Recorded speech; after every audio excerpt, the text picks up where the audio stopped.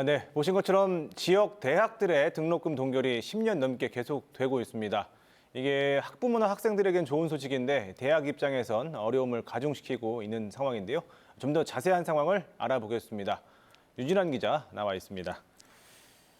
지금 앞선 리포트 보면 지역 대학들이 등록금을 동결한 게 벌써 10년이 넘었습니다. 그리고 또 올해도 등록금 동결이 대세인 것 같은데 가장 큰 원인 어디서 찾아볼 수 있을까요? 네, 대학들의 등록금 동결에는 여러 가지 이유를 찾을 수 있을 것 같습니다. 예. 먼저 코로나19가 계속되면서 올해도 정상 등교가 가능할지 불투명하다는 것입니다. 코로나19로 경제 상황도 좋지 않고 거기에다 비대면 수업이 많아진다면 등록금 반환 요구가 다시 재현될 수 있습니다.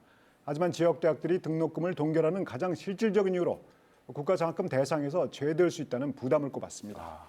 국가장학금이요. 그럼 이 네. 국가장학금이 대학들이 등록금을 동결하는데 어떤 영향을 미쳤는지 이거 좀 자세히 짚어주시죠. 네, 먼저 국가장학금부터 설명드리겠습니다. 예. 국가장학금은 두 가지 유형으로 크게 분류할 수 있습니다. 예. 국가장학금 1형은 소득 수준과 연계에 국가가 경제적으로 어려운 학생들에게 많은 혜택이 돌아가도록 지급하는 장학금입니다. 국가장학금 2형은 대학의 자체 노력과 연계에 지원하는 장학금입니다. 올해 관련 예산이 3천억 원가량인데 대학의 평가 결과에 따라서 해당 학교 학생들이 장학금 혜택을 받게 되는 것입니다. 예. 하지만 등록금을 인상하게 되면 그 대학에 다니는 학생들은 국가장학금 2형 대상에서 탈락되거나 제한될 가능성이 높습니다. 이렇게 되면 수도권 대학이나 국립대학에 비해 경쟁력이 취약한 지역 사립대학들은 신입생 모집이나 재학생 이탈 등에서 결정적 타격을 입을 가능성 또한 높아지게 됩니다. 올해 교육부가 고시한 대학 등록금 최대 인상폭은 1.65%입니다. 관련 법에 따르면 대학 등록금은 3년 평균 소비자 물가 상승률의 1.5배까지 인상할 수 있고 이 인상폭도 이런 기준에 따라 정해졌는데 실제로 이런 위험성을 무릅쓰고 등록금을 인상하겠다고 나서는 지역 대학은 아직 없는 상황입니다. 예.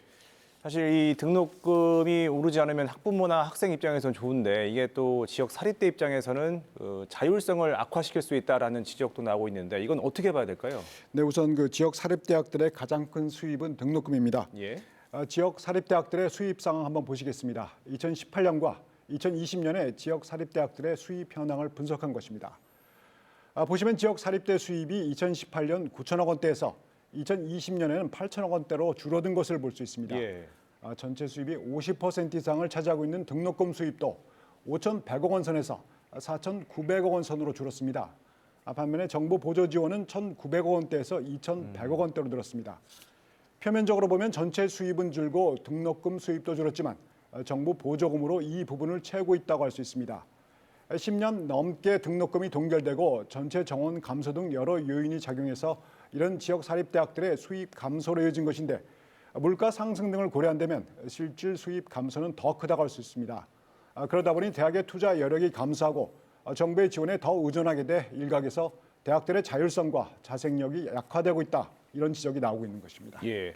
최근엔 또 이런 얘기도 나옵니다. 이런 재정난뿐만 아니라 지역 대학들이 여러 가지 이유로 이제 위기를 겪고 있는데 이게 곧 지역의 위기로 이어질 수 있다라는 지적도 나오고 네, 있는데요. 최근에 그런 분석들이 좀 잇따라 나오고 있습니다. 예. 지난해 11월이었죠. 부산 경남 지역 사립대 직원들이 지역 대학의 소멸은 지역의 소멸로 이어질 것이라는 입장을 밝혔습니다. 간단하게 정리하면 이렇습니다. 학령 인구 감소로 입학 자원이 주는데 그나마 있는 학생들은 수도권으로만 몰리고 등록금 의존율이 높은 지역 사립대학은 경영난에 빠져 하나 둘씩 문을 닫게 되고 젊은이들은 더욱 줄게 되고 결국 기업과 대학들이 떠나면서 지역 소멸로 가게 된다는 것입니다. 최근엔 지역대를 살리기 위해 수도권 30에서 40개 주요 대학을 대학원 체제로 개편하고 지역은 학부 체제로 전환해야 한다는 좀 파격적인 제안이 나오기도 했습니다. 그만큼 지역 대학들의 위기가 심각하다는 반증인데요. 지난해를 보면 수도권과 인접해 안전지대로 여겨졌던 충청권 대학들 일부가 정원 확보에 실패하면서 지역 대학들의 위기감도 고조되고 있는 상황입니다. 이 때문에 지역 대학들의 재정난을 단순한 대학 차원이 아닌 지역 전체 차원에서 접근해야 한다는 문제라는 지적이 나오고 있습니다. 예. 오늘은 여기서 정리하겠습니다. 유진환 기자 수고하셨습니다. 네.